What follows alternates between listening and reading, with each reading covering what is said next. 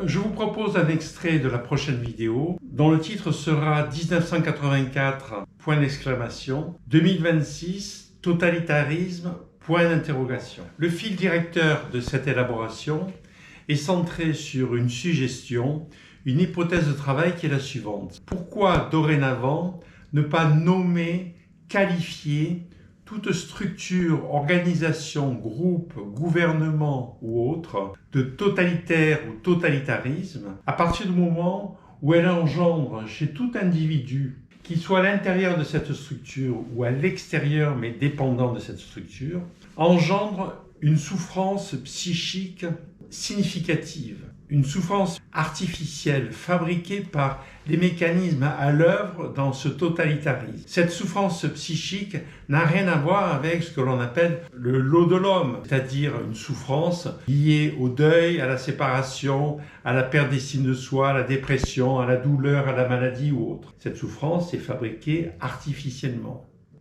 Et l'individu qui vit cette souffrance ne peut pratiquement pas s'en départir, s'en protéger, s'y soustraire. Alors cet extrait fait partie d'un chapitre centré sur une description de la novlangue, le Newspeak, tel que décrit par George Orwell dans l'appendice du roman 1984. Prenons l'exemple d'un mot contemporain qui pourrait illustrer la novlangue, le mot « kiffer ». Quand on prononce le mot « kiffer », tout le monde comprend de quoi il s'agit. C'est un mot populaire. À l'origine, c'est un mot d'argot qui s'est répandu dans des ghettos urbains peuplés en majorité de populations nord-africaines. Et ce mot emprunte au mot kiff de la langue arabe qui connote l'idée de plaisir, de jouissance, en particulier celle engendrée par la consommation de hashish. Le mot kiffer est un verbe. Il est actif si vous dites « je kiffe le ping-pong ». Il est passif si vous dites « le ping-pong me fait kiffer ». Ce mot d'origine argotique est devenu un mot de la langue française. Il est inscrit dans certains dictionnaires.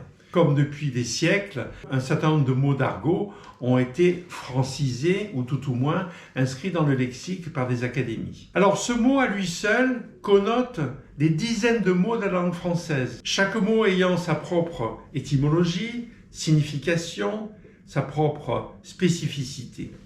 Par exemple, aimer, désirer, etc., etc. Donc ça correspond exactement au lexique du vocabulaire A, qui est celui de la quotidienneté et qui est particulièrement restreint et qui comporte quelques centaines de mots.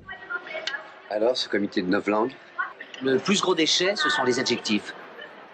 Quelle belle chose que la destruction des mots. Un lexique de la quotidienneté avec comme objectif, comme je vous l'ai mentionné, le projet de réduire au maximum les capacités d'un individu à élaborer la réalité en y pensant. C'est-à-dire à élaborer d'une part la réalité extérieure et d'autre part la réalité intérieure en faisant des liens entre les deux. Par exemple, la sphère émotionnelle. Il faut détruire les mots. Et comme disait Orwell, ces mots, on peut très bien vivre sans les connaître. À partir du moment où un individu a tendance à penser à l'affect, avec des émotions de base, comme la haine, la peur, la joie, la tristesse, la colère, etc. Nous sommes en guerre. Ça compromet les capacités de jugement critique. Ça permet à toute organisation totalitaire de programmer, d'endoctriner, de formater un individu qui devient de ce fait plus vulnérable. Par exemple, vous regardez un film sur une chaîne de télévision, ce film vient d'être coupé par un spot publicitaire. Ce spot publicitaire sera d'autant plus efficace qu'au moment où vous êtes surpris, vous êtes anxieux. Et c'est pourquoi, assez souvent, ce spot s'inscrit au moment où le spectateur est, sous les effets de l'intrigue du film, dans un vécu de peur, d'anxiété. Je vous suggère à ce propos la lecture de ce livre que vous connaissez, Propagande, écrit par un publicitaire. Pour anecdote, cet auteur vous explique pourquoi dans la représentation sociale nord-américaine, il est tout à fait banal de consommer du bacon au petit déjeuner. Pourquoi? Parce qu'à un moment donné, les producteurs de porc aux États-Unis avaient des surplus à écouler, ils sont venus voir cet auteur, et cet auteur a eu l'idée géniale de faire des spots publicitaires où il associait la consommation de bacon le matin à des vertus énergisantes qui permettaient, lorsqu'il quittait le domicile, d'avoir en soi une énergie. Donc le mot kiffer, comme le mot ouf, meuf, etc., peuvent parfaitement être utilisés dans la novlangue.